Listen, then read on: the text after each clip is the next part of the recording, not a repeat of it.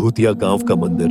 छुट्टियों के दौरान चार दोस्त राहुल, अनीशा, प्रतीक और साक्षी एक पुराने गांव में घूमने का प्लान बनाते हैं। ये गांव अपने भूतिया किस्सों और डरावनी घटनाओं के लिए प्रसिद्ध था।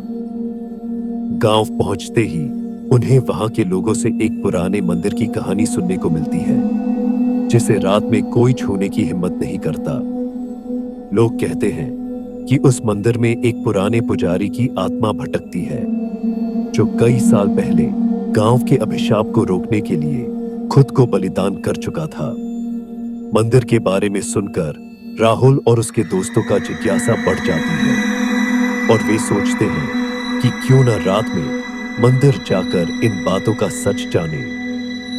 गांव के लोगों ने उन्हें समझाने की कोशिश की, लेकिन उनकी चेतावनियों को नजरअंदाज कर वे मंदिर में जाने का फैसला कर लेते हैं। रात होते ही चारों दोस्त चुपचाप मंदिर की ओर बढ़ते हैं। अंधेरे में मंदिर का रास्ता सुनसान और डरावना लगता है। जैसे ही वे मंदिर में प्रवेश करते हैं, एक अजीब सी ठंडी हवा का झोंका उन्हें महसूस होता है, मानो किसी अदृश्य ताकत ने उनका स्वागत किया हो। मंदिर के अंदर का वातावरण बेहद अजीब था। दीवारों पर अजीब चिन्ह और मूर्तियां थीं, जो अंधेरे में और भी डरावनी लग रही थी। साक्षी ने महसूस किया कि मानो कोई उन्हें देख रहा हो, लेकिन उसने कुछ नहीं कहा। जैसे ही प्रतीक ने मंदिर के गर्भगृह में रखी एक पुरानी मूर्ति को छूने की कोशिश की, एक तेज आवाज से मंदिर के दरवाजे अपने आप बंद हो गए। सभी दोस्तों के दिलों में डर ने जगह बना ली थी, लेकिन बाहर निकलने का कोई रास्ता नहीं था। तभी अचानक एक गहरी आवाज सुनाई दी, तुमने इस पवित्र स्थान को अपवित्र कर दिया है। अब तुम सबको इसका मूल्य चुकाना होगा। ये पुजारी की आत्मा की आवाज थी, जो अब जाग चुकी थी। पुजारी ने अपने जीवन में किए बलिदान की कहानी सुनाई और बताया कि जो भी मंदिर के अंदर आता है और उसकी शांति भंग करता है, उसे यहां फंसा दिया जाता है।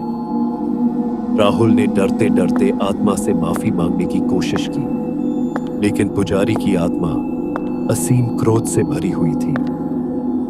दोस्तों ने मंदिर से बाहर निकलने का रास्ता ढूंढने की कोशिश की, लेकिन हर दरवाजा और खिड़की बंद हो चुकी थी। उनकी घड़ियां बंद हो चुकी थीं और समय मानो रुक गया था। अनीशा को अचानक पुजारी की पुरानी कथा याद आई, जिसमें कहा गया था कि जो भी उसकी आत्मा को शांति दिला सकेगा, वही मंदिर के श्राप से मुक्त हो पाएगा।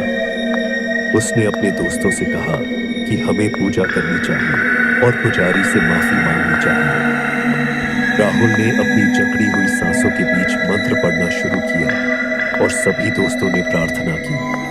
धीरे धीरे मंदिर में एक अजीब सी शांति छा गई। एक अंतिम रोशनी का झोंका आया और पुजारी की आत्मा ने कहा, तुम्हारे पश्चाताप को स्वीकार किया गया है।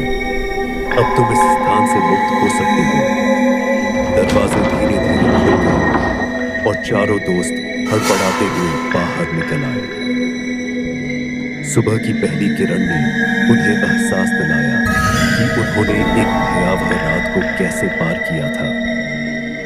गांव लौटने के बाद उन्होंने वहां के लोगों को मंदिर के अभिशाप को दूर करने का तरीका बताया, और उस दिन के बाद से किसी ने उस मंदिर में भूतों की कहानी नहीं सुनी। हर जगह की अपनी कहानी होती है और हर मंदिर में कोई ना कोई रहस्य छिपा होता है। क्या आप अगली बार उस रहस्य को जानने का साहस रखते हैं? तो मिलते हैं अगली बार एक और डरावनी कहानी के साथ। तब तक सुरक्षित रहें और अंधेरे से सावधान रहें।